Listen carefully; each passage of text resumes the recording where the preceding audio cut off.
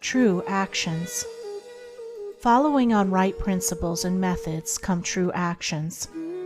One who is striving to grasp true principles and work with sound methods will soon come to perceive that details of conduct cannot be overlooked, that, indeed, those details are fundamentally distinctive or creative, according to their nature, and are of deep significance and comprehensive importance, and this perception and knowledge of the nature and power of passing actions will gradually open and grow within him as an added vision, a new revelation.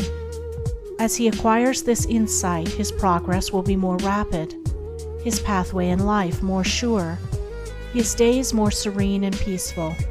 In all things, he will go the true and direct way, unswayed and untroubled by the external forces that play around and about him. Not that he will be indifferent to the welfare and happiness of those about him, that is quite another thing, but he will be indifferent to their opinions, to their ignorance, to their ungoverned passions. By true actions, indeed, is meant acting rightly towards others, and the right doer knows that his actions, in accordance with truth, are but for the happiness of those about him, and he will do them even though an occasion may arise when someone near to him may advise or implore him to do otherwise. True actions may easily be distinguished from false by all who wish so to distinguish, in order that they may avoid false action and adopt true. As in the material world, we distinguish things by their form, color, size, etc., choosing those things which we require, and putting by those things which are not useful to us. So in the spiritual world of deeds, we can distinguish between those that are bad and those that are good by their nature, their aim, and their effect, and can choose and adopt those that are good and ignore those that are bad. In all forms of progress, avoidance of the bad always precedes acceptance and knowledge of the good. Just as a child at school learns to do its lessons right by having repeatedly pointed out to it how it has done them wrong, if one does not know what is wrong and how to avoid it, how can he know what is right and how to practice it? Bad or untrue, actions are those that spring from a consideration of one's own happiness only, and ignore the happiness of others, that arise in violent disturbances of the mind and unlawful desires, or that call for concealment in order to avoid undesirable complications. Good or true actions are those that spring from a consideration for others, that may arise in calm reason and harmonious thought framed on moral principles, or that will not involve the doer in shameful consequences if brought into the full light of day.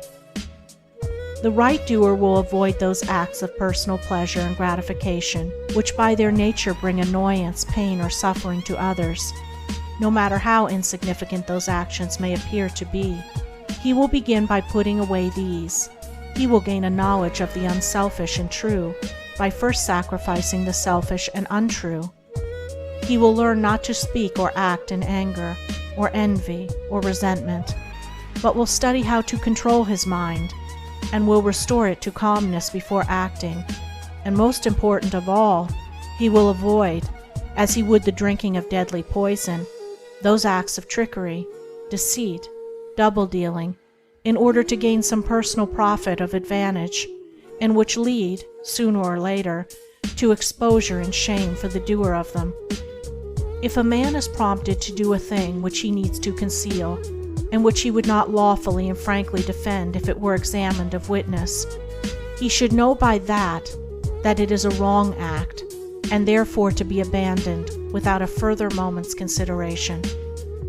The carrying out of this principle of honesty and sincerity of action, too, will further lead him into such a path of thoughtfulness and right doing as will enable him to avoid doing those things which would involve him in the deceptive practices of other people.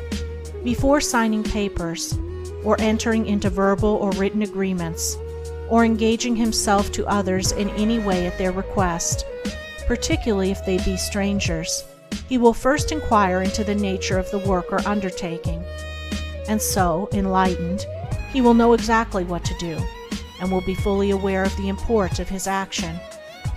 To the right doer, thoughtlessness is a crime.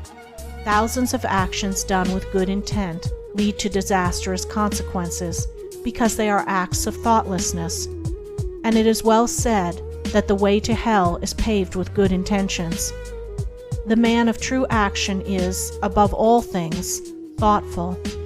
Be ye therefore wise as serpents and harmless as doves.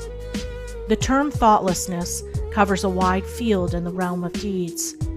It is only by increasing in thoughtfulness that a man can come to understand the nature of actions, and can, thereby, acquire the power of always doing that which is right. It is impossible for a man to be thoughtful and act foolishly. Thoughtfulness embraces wisdom. It is not enough that an action is prompted by a good impulse or intention. It must arise in thoughtful consideration, if it is to be a true action. And the man who wishes to be permanently happy in himself, and a power for good to others, must concern himself only with true actions. "I did it with the best of intentions" is a poor excuse from one who has thoughtlessly involved himself in the wrongdoing of others. His bitter experience should teach him to act more thoughtfully in the future. True actions can only spring from a true mind, and therefore while a man is learning to distinguish and choose between the false and the true, he is correcting and perfecting his mind, and is thereby rendering it more harmonious and felicitous, more efficient and powerful. As he acquires the inner eye to clearly distinguish the right in all the details of life, and the faith and knowledge to do it, he will realize that he is building the house of his character and life upon a rock, which the winds of failure and the storms of persecution can never undermine.